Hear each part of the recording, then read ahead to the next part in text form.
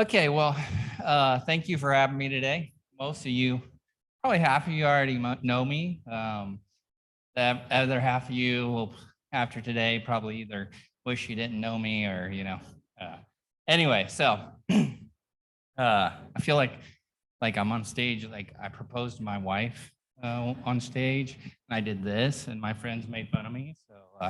So I'm not gonna hold the microphone like this, but I feel like we should all do this. So anyway, I'm gonna take this in a couple phases. So first, like it's your first clinic ever, and then second, like you've had clinics. What's next? Where do we go next? Um, as Larry said, I'm Senior VP of National Accounts and Strategic Solutions for Everside Health. Just a little background about myself. I've actually only been in the vendor space a little while.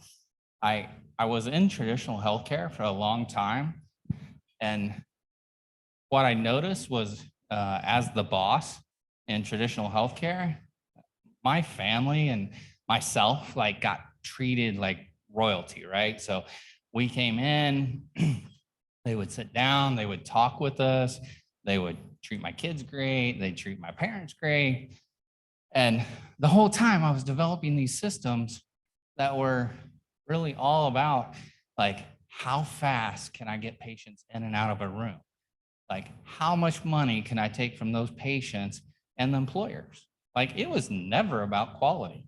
And, I did this for many years. I was really good at it. I used technology, I used care teams. I mean, we could churn numbers fast and we made a lot of money. And after a while, it started wearing on me. I was like, this doesn't seem right. Like everybody should be treated like royalty when they come in. Like we actually need good quality care.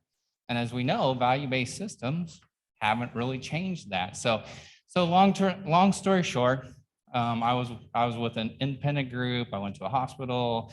None of it was changing. It was all the same thing. And so I eventually came across a company that was a large diesel engine manufacturer, and they were doing this lifestyle medicine, holistic health center for all their employees and their families. And I got to know Dexter Sherney, the chief medical director with them. And it was like, it was just a whole different concept. It was, we had a teaching kitchen and chiropractic care and coaches and primary care and MSK and it was all there. And I was like, wow, this is actually maybe the way things should be done. And so I actually jumped over to that employer and I started overseeing all their clinics globally. And for the first time, like in my healthcare career, I was like, this really can work, like this can make a difference. Now, I think if you're used to traditional healthcare, sometimes it's hard to put the numbers together because you're so used to volume. You're like, you got to see 30, 40 patients a day. How are we doing it in these clinics when you're only seeing 10, 15 patients a day per provider, right? So how's the math add up? And it's really a lot of what we'll talk about. But that was my first taste of the employer side. And I was like, this is the future of healthcare. And I truly, truly believe that. I stand up here today because I believe that our health system's broke, and I believe that we got to do something to make it better, to make people better. So I'll say the first step in this journey is find a trusted advisor. Like it's so critical. Like I once I left. I became a consultant, a national consultant. And I really, really enjoyed that. I enjoyed working with so many different employers in the space.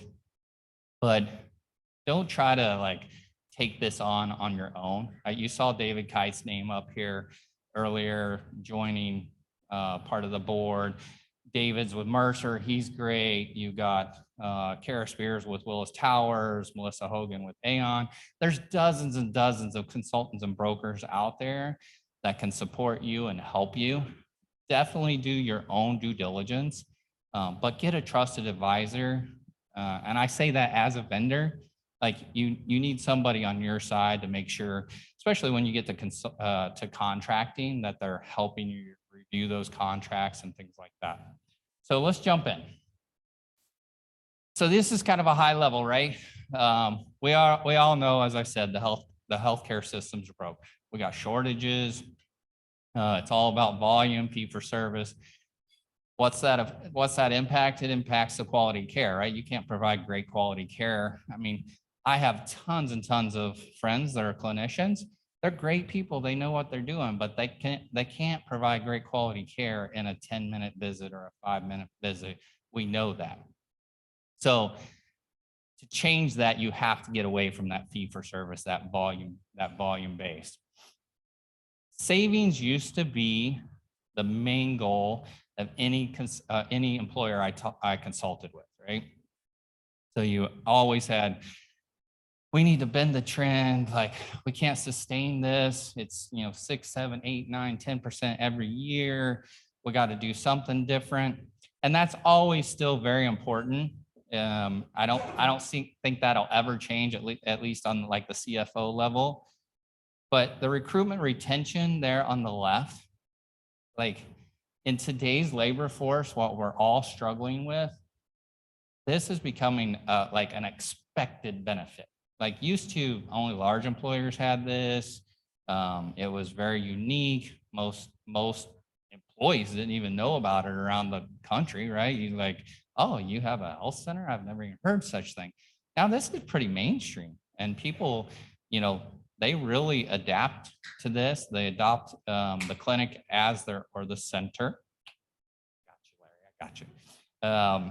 They like to, make that their PCP. Like we no longer,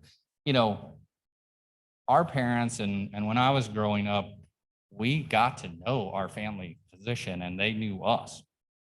That doesn't happen very often anymore. So this actually kind of takes us back to the roots of healthcare. Primary care is the foundation. Establish that relationship. Get to know your patient. Get to know their families. Like that's what this is supposed to be. And so we're kind of getting back to that. And it's just,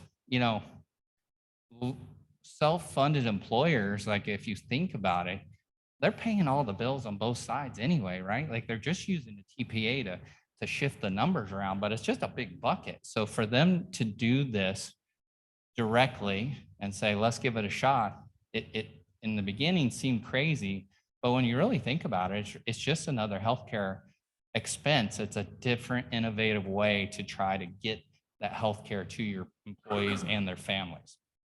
So what are the savings? Why do you do this? And I'll get into some more details in the next slide. But if you think of the low-hanging fruit, most people go into this thinking, well, everybody's going to urgent care. Maybe we should do something about it. Everybody's going to your immediate care. And you can do clinics to help combat that. That does work, but that shouldn't be your goal. I mean, yes, you might, instead of spending $100, somebody comes in and they get free care, and that's a great benefit. But the reality is like, that doesn't bend your trend. That doesn't change your long-term healthcare spend. I mean, actually, it probably hurts you because most of your employees have high deductible and they're paying that out of pocket. So now you're just paying more. So why do you do these? You do these for chronic disease management. You do these for that long-term outcomes, quality care. I need to identify those diabetics that are unidentified. I need to control the diabetics that have been identified that just don't seek care. Like that should be your vision and your thought. Now, granted, sometimes it makes sense to have just a immediate care center for your employees as again, recruitment retention. That's fine if that's your reasoning, but if you really want ROI, if you're a CFO or you're working with your executives and they're wanting to know the purpose of these or how these are going to give you a return, the return is that long-term trend bend through chronic condition management, through disease prevention. It's not your urgent care, episodic care. This is going to be my main slide. So I have several slides after this, and so you may get worried that I'm not getting through all my slides, Larry, but really this covers the main topic of what I'm supposed to be talking about today. So the why, like what's the purpose of my clinic? Now, some of you are here because your executive said we want to have a clinic, and so you're just trying to figure out what the heck is going on, right? But you got to ask yourself truly these questions. So, and this is where your trusted advisor will walk you through and help you. So who's going to have access to my clinic? Active employees, obviously. But then what? So what if you're an active employee and I'm not on the plan? Do I let them on? What about spouses? They're actually, spouses and dependents are actually usually the cost driver as much as the active employee. So should I let them on? Okay, I'll let them on, but then how far do I go down on children? So do all children, so those are the things you have to start thinking about, because, on the surface, it says, yeah, let's just let everybody come. But then you got to start thinking about, like, okay, children under 5, they require a lot of vaccines. Vaccines are really expensive. Storing those in a clinic, if you don't use them, you're wasting a lot of money, or if they expire, you're wasting a lot of money. So it's all those little things that your advisors can help you walk through, check those boxes. A lot of people say, we want our retirees too. Okay, are they on Medicare? Because usually you're not going to get involved with retirees in this setting if they're on Medicare. Part of why we're able to do this is because you're not taking Medicare, Medicaid, you're not dealing with CMS, you're not having to do all these meaningful use rules and all those things. So it's just those little things are what you really, really have to start thinking about. Then you have to think about, okay, we've decided who's going to have access. Now, what are we going to offer? Just primary care? And that's fine. Is it going to be acute episodic? Is it going to be chronic disease management? What's my claims data say? Like, oh, I got a lot of MSK problems. Maybe we need to have PT or a solution that addresses that. What about behavioral health? You've heard many people talk about that today, like mental health. That's something we should consider too. Well, who does that? Do I do it myself, or do I have EAP? How do I integrate all those point solutions that we have? So once you start getting into this maze, these details, you literally have to start asking yourself, like, well, what about this? What's this cost? What's the impact if I do this? Like, we already have a vendor doing that. Then you've decided all your scope, right? Okay, these are who's going to have access. These are who's going to provide the solution. Then you got to get staffing. Most of the time, employers would say, oh, I want a doctor for sure. Well, doctors are about twice as expensive as, say, a nurse practitioner or physician assistant, right? So I want an RN, okay? They're double a medical assistant, right? So then you have to start thinking of all those different factors, because that's going to drive up the cost or lower the cost. And so what's the impact of each one of those decisions? Are you going to have coaching on site? A lot of people go into this saying, I want coaches, I want doctors, I want RNs, I want, so all that drives up the cost more and more. Not that it's a bad thing. I'm just saying those are all factors that you have to start thinking about. And we'll get into the financial side here in a second. You also have to think about hours of operation. Generally speaking, you go into this thinking 8 to 5, but is that the best solution? Like, if you're a manufacturer, most of your people you probably have 3 shifts, if not 2. You definitely have 2 shifts. 8 to 5, if I'm 8 to 5 worker, I'm probably not getting off the line to be able to go to the clinic. So, you have to start thinking, am I going to stagger the office hours, the clinic hours? Am I going to have Saturday hours? Again, all that seems like, okay, yeah, I want Saturday. I need long hours. I need 12-hour days because I have multiple shifts. Then you get back to the staffing, right? To cover those hours, you have to staff those hours. So all that impacts your financials. Then you got to decide about facility. Seems simple. We got space right here, right? Well, what about security, right? Do you have security that people have to go through? I want spouses and dependents to be able to go. How inconvenient is it for them to get through that security? Are they even allowed to go through the security? If you make the barriers to getting to those providers, you're defeating the whole purpose of why you're doing a health center, right? Because we're trying to give ease of access and better care. If I'm making these barriers where it's really not that easy to get to the providers, people aren't going to use it. And then you're kind of just wasting your money. So you have to start thinking about, where would be the best access point, who can get to it, and then privacy too. Like if I have it on site, that's great. But what if it's across the street or a couple blocks away? Will people feel better about going to it? They won't think the employer's watching them, because there is that too, right? People think, oh, my employer's doing this because they want my data. They want to spy on me, right? No, I'm not saying every employer is like that, but it happens. I've seen them fail because of things like that. So you have to think about, where's it going to be located? Do I have enough parking? Can I get to it? All those things. And then plan design. The plan isn't affected greatly by this. You do have to think about high deductible HSA accounts, fair market value, things like that. I won't get into too much compliance issues because we have a whole nother session about that later. But those are all reasons to think about vendors. Now, you take all that information that we just discussed, all those factors, and then you start plugging them into the financial modelers. And again, if you're doing this on your own, you can do it. It's possible. But those advisors out there, they have modelers that you literally plug this stuff into. They'll take your claims data, all these things, and it'll literally forecast your rate of return, how long it'd take you to break even. You can play around with, what if we added MSK solutions? What if we added virtual solutions? What if we added behavioral health? And they can sit and tweak those for you so much easier than trying to do all this on your own.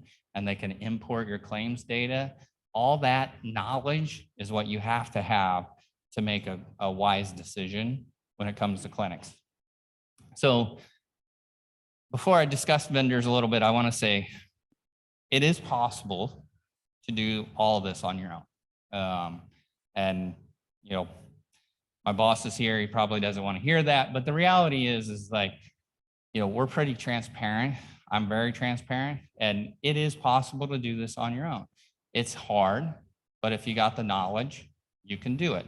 So, those of you that you're going to hear about compliance and things like that, those are all reasons to use vendors. Vendors can help with an awful lot of things.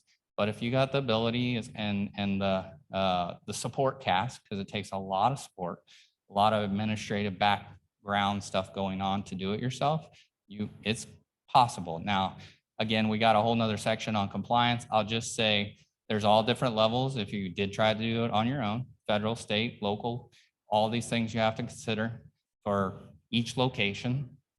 And the biggest one's probably the corporate practice of medicine laws. Some states have them, some don't.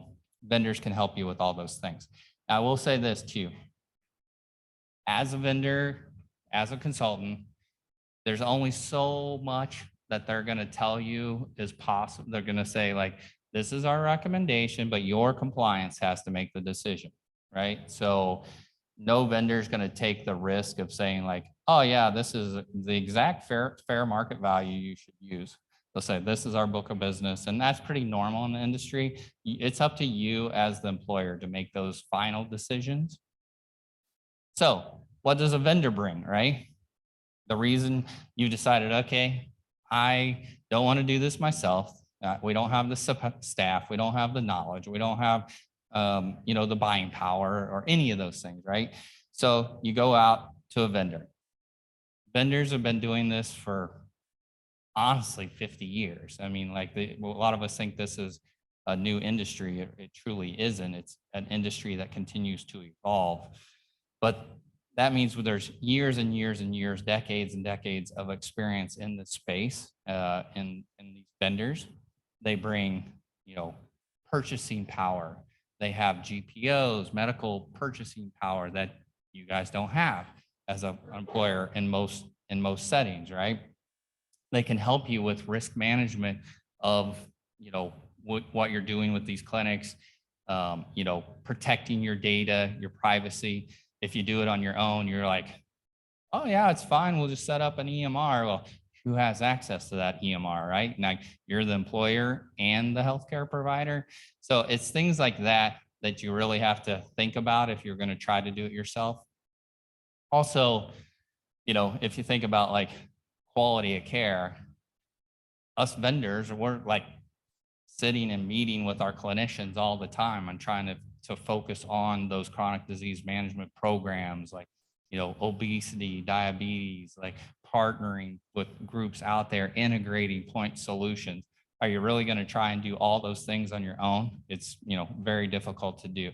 So that's the reason so many employers eventually say, yeah, we don't want to take this on ourselves. In the beginning, a lot of executives will be like, we just do this ourselves.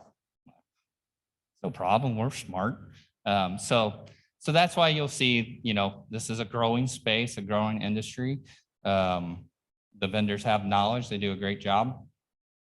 I'll also say, once you're up and open, now what, right? Like you don't just walk away. Like we did it, we opened our clinic. No, you have to like stay on top of it. And again, this is where the vendors are so important.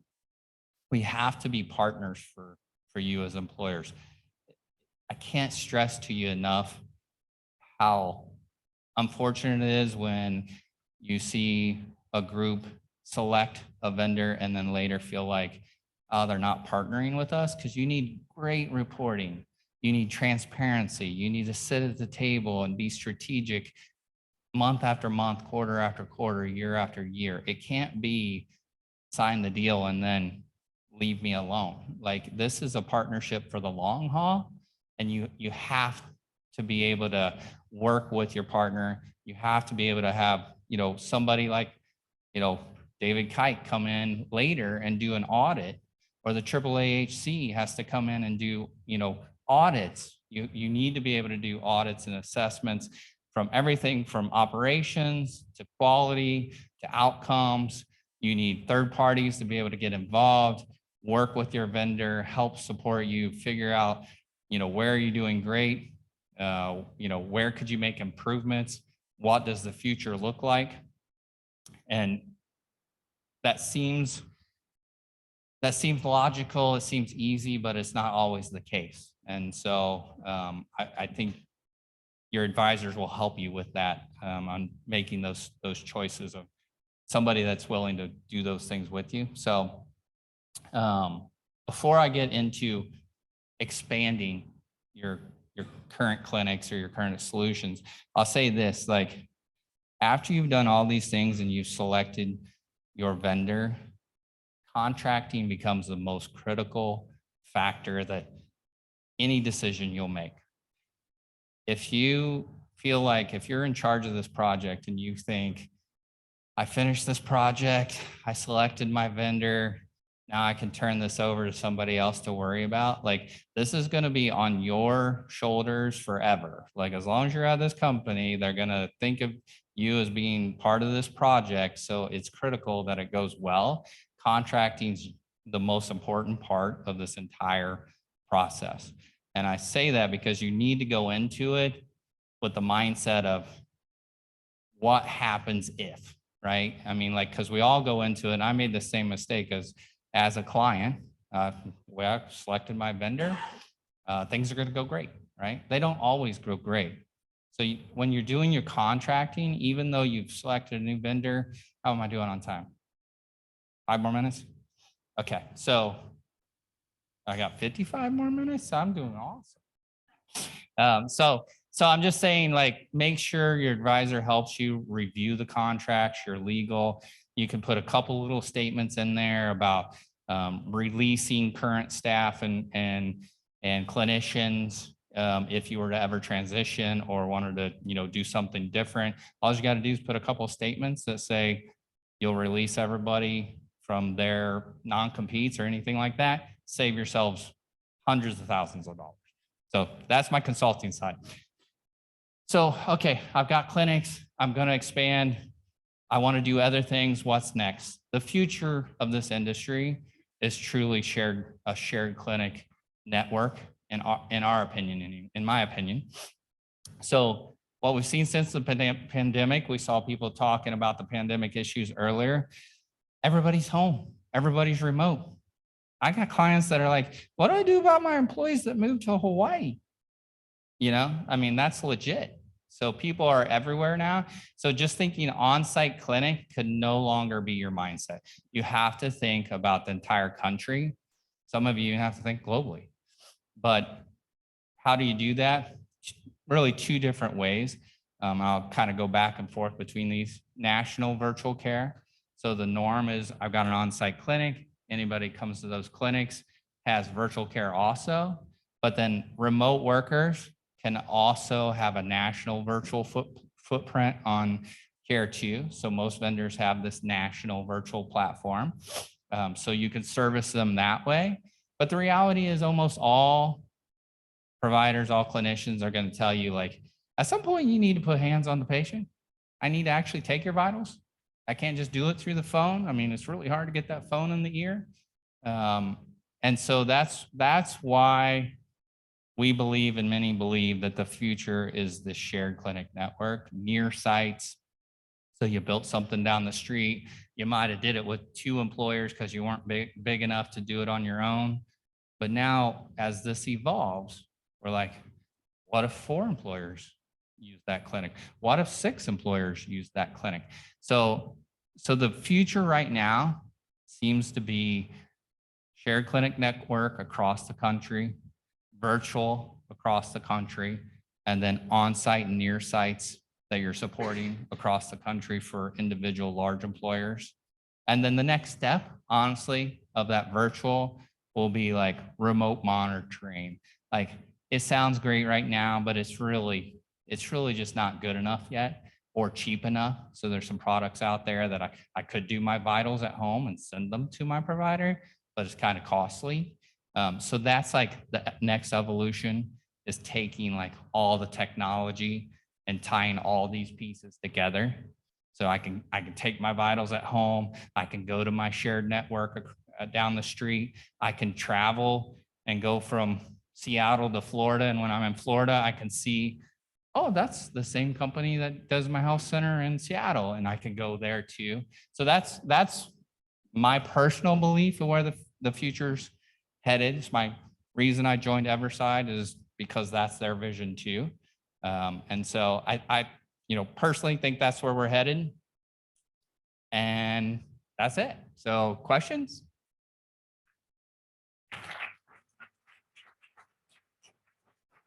For all those that promised they were going to ask questions, you totally let me down. No, we have one. We got a question? Yeah. First question that came in, thank you very much, was, do you require a minimum number of employees or dependents for an on-site to produce an ROI? So that's not a straightforward question, or a straightforward answer, I should say. So I'll say this. First of all, any of you that are truly thinking of doing your first clinic, if you want to track me down later and grab a drink or dinner, I'm happy to do that for the next 2 days. And I will act as a consultant, not as a vendor for you. I'm very passionate about this, but traditionally we would have said 1,000 employees in a local area, because then you include your spouses and dependents, and you're about at 2,000, 2,500 belly buttons. So that's kind of the sweet spot. But like, when you start thinking about shared clinics or virtual, or like, it kind of changes a little, right? So in general, if you think about 2,500 total belly buttons, whether it's your group or you and other partners. But at the same time, like part of these shared networks is, you might have 500 people. We'll build a clinic in your area, and then we'll go out and find the other belly buttons to join that clinic. So it's really is evolving. When I first started this like 5 years ago, we would say 3,000. You have to have 3,000 people or it's not worth it. So it's changing a lot. Thank you. Next question. How do the centers integrate with healthcare EMRs like Epic? So, I'm going way back to my tech days. I used to be an EMR specialist. So the reality is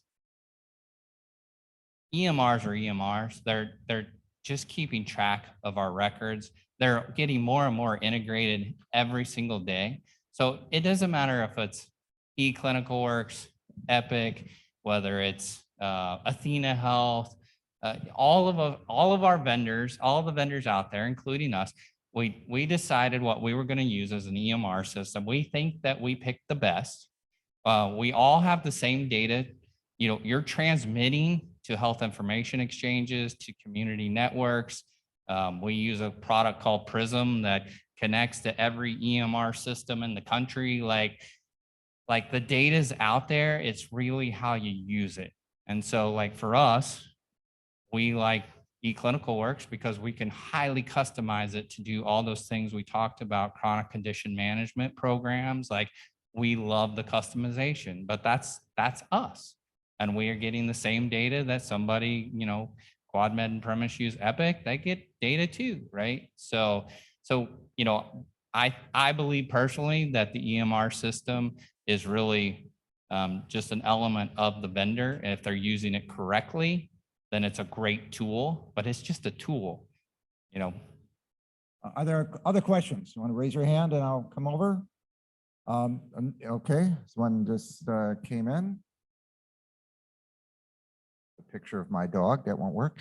Analytic review for revenue. Is the best financial model direct employer or insurance acceptance? Say again? All right, who submitted that? You want to be more clear?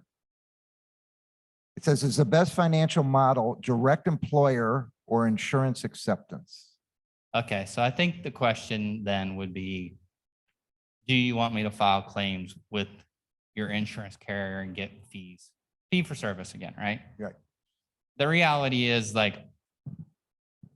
we do some of that, others do some of that, but it's not the best model. The direct to employer model, the direct pass through or the all-inclusive model works so much better. Now everybody still files claims, right? So you should file $0 claims with your carrier for data tracking. Goes back to audits and assessments like I talked about.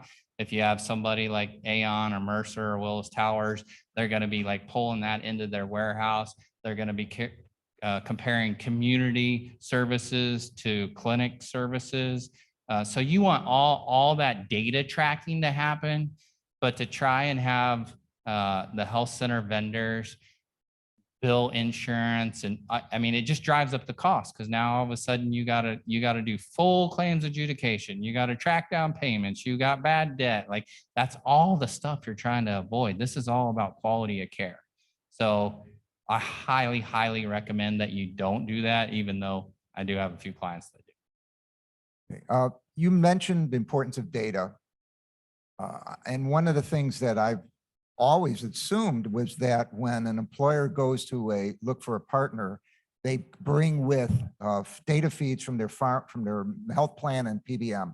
But I understand that doesn't happen. Why or why not should that be a key component in your planning? Yeah, so again, going back to how this industry has evolved. When I first started in this industry, 10 or so years ago, there was very few $0 claims going on. It was just run the clinic and trust me, well, I'm doing great. And then you started getting more and more of these $0 claims and data tracking.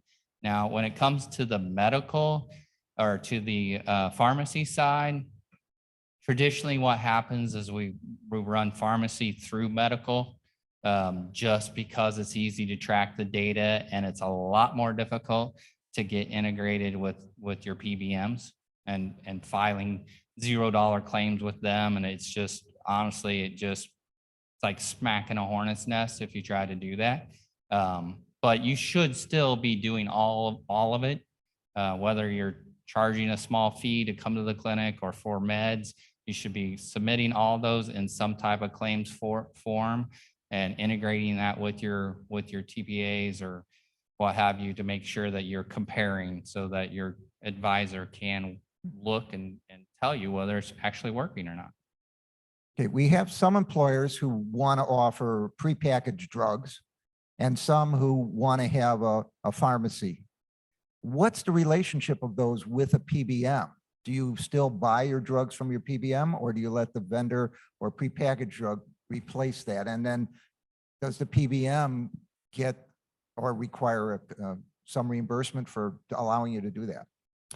Yeah, so there's still so many nuances in this industry trying to work with PBMs and non-PBMs and suppliers and the RX side's probably still part of the trickiest. You saw Northwinds and AS Meds are here.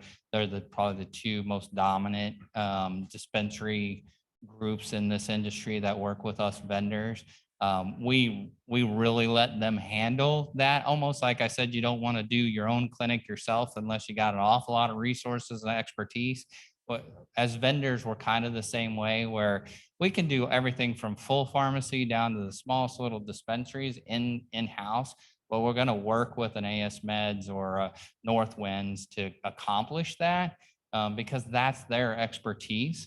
Now, PBMs really tend to shy away from this. I don't know if it just scares them or they think that we're going to buy such a high volume of meds that I'm probably affecting their rebates or something. But the reality is you're really not. The volumes of all that, because if you think about it, number one, you're trying to get people healthier. So hopefully they're not getting worse and worse and you're adding more and more and more meds to them. Hopefully you are getting them more controlled and less meds. You're like, who prescribed 8 meds to you? So you're really not impacting your overall PBM volumes or their rebates, but there's still a lot of angst out there about that. So you do have to be careful. That's why most of it's just billed through medical as a prescription through medical because the volume's so low and it's really no impact. I've met with many pharmacy coalitions who that's their first, well, the volumes, the rebates are really going to affect us. Like, no, it's so small. We have like a little formulary, mostly generics. Most people go pick these things up for $4 at Walmart anyway.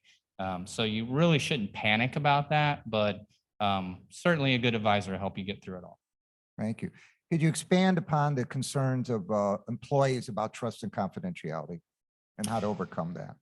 Yeah, it can be a major issue. I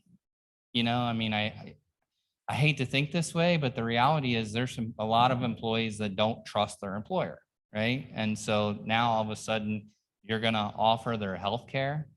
I mean, if you think about it, like right now, I'm like, Amazon's gonna start doing my healthcare? Are you kidding me? Like, I don't want them having all my health information. Like, that scares the crap out of me. Your employees are the same way. Like, what are you doing this for? Like, you're up to something for sure. Like, why would you provide me healthcare? You're just wanting you're probably gonna fire me because you think I'm obese and a diabetic. I know that's what you're gonna do. So you have to make sure and communicate a lot. And I'll say you absolutely need leadership support. I mean, your executive C-suite has to believe in this, and you have to do a lot of communication to your employees, and you have to rave about what a great benefit this is and how proud you are of being able to offer this to them as a benefit because you know how poor the healthcare system is. And then after you get into it, then the word of mouth will start spreading that. And another reason you're using a vendor, right, is like, we don't have your data. It's a vendor. Like, it's their EMR, it's their data. They protect all that. That is not us. It's a vendor. So all those reasons, that's what you have to kind of talk. And certainly if you're in the HR department, don't start approaching your vendor saying, hey, I need some information on this patient. And like, make sure you always stay compliant, because as soon as you break the rule one time, you're totally hosed. Like, it will spread like wildfire that you broke the rules, and people will stop coming to your clinic. Another time where this comes into play is if you've been offering a occupational health clinic or doctor or nurse, which by state law, the doctor or nurse is to report your status to your manager or supervisor. And now you want to offer primary care. People are reluctant if it's going to be the same provider. So some employers have different providers. They may, depends on the culture at the work site. Sometimes those occupational health providers, frankly, don't want to do primary care. They're not good at that stuff. They're not good communicators. But separating that out is often a good start, unless your culture and your population is trusty. Next question. We're reading a lot about direct primary care doctor models. How does that compare to the near site models, and what would be the differences? What do they say? Potato. I mean, honestly, there's just a lot of terminology that all means the same thing. Direct primary care, advanced primary care, on-site, near site, health center, clinic. Like, it's really all the same thing. Now, traditional direct primary care would have been like a independent physician would have done, a direct contract with individuals without insurance, or you pay me this much a month, you can come to me, everything under the umbrella here is covered. You're directly contracting with me. So this is technically direct primary care, just paid by the employer. But, very few people refer to it as direct primary care. It's always been called on-site clinics, near-site clinics, but they're all honestly the same thing. If somebody says, oh, but we do advanced primary care, it's the same thing. Okay. Any other questions? All right, have one. These are typically what, 3-year contracts between the employer and a vendor? Yeah, so as a consultant, I was always like, make them do a year, like, you don't make them commit, you're in charge here. But the reality is you have to think about it long term, right? What are you trying to accomplish? You're trying to accomplish, you really want to bend the trend. I mean, that's usually what your goal is. And that does not happen overnight. You can't open a clinic and tomorrow, all of a sudden you identified everybody, you got all the uncontrolled diabetics controlled, and you identified all the unidentified diabetics. And that happens over time. So if you think, let's just try it for a year and see what happens. Well, that first year is pretty much acute episodic, because people are like, yeah, let me just check it out first. So that first year is just building the relationship with people. Then you start getting to know them, and they really like you, and they really like the center. And now you're starting to build those relationships.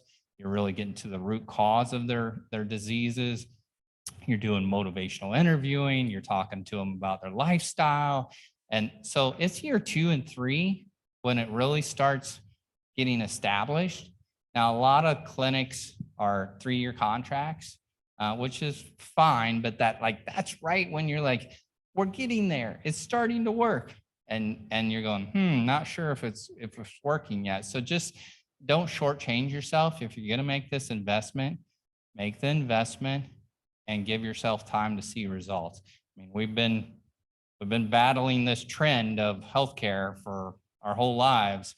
Like, giving it 5 years instead of 3 is probably not going to kill our pocketbooks any worse than we already are, right? So see if it actually works, because it takes time to get those people under control, and then see the outcomes start changing. And now you're not having those hospital visits. You're not having those amputations for toes and things like that. Okay, I want you to take off your oversight hat now, and I want you to fall back into your consulting hat. What's the pros and cons in going to a hospital medical group to run your clinic as opposed to a third-party vendor? So if you haven't noticed, Larry, I haven't had my Everside hat on yet today, but it's just not in, it's not in my nature to Wear act as a hats? vendor, right? Like I'm passionate about healthcare, and whether it's consulting or anything else. I don't want to sit here and tell you that a health system is, don't do it, it's terrible, because I know some health systems that have actually done a really good job in this industry. It's really all about the culture. And so again, if you're doing it yourself or you got your trusted advisor, it's about assessing everybody, whether it's a health system, whether it's Everside or Premise or QuadMed, or like it's about doing a thorough assessment and understanding what their vision is, because traditionally health systems see this. And I was at a health system. We had a couple small clinics.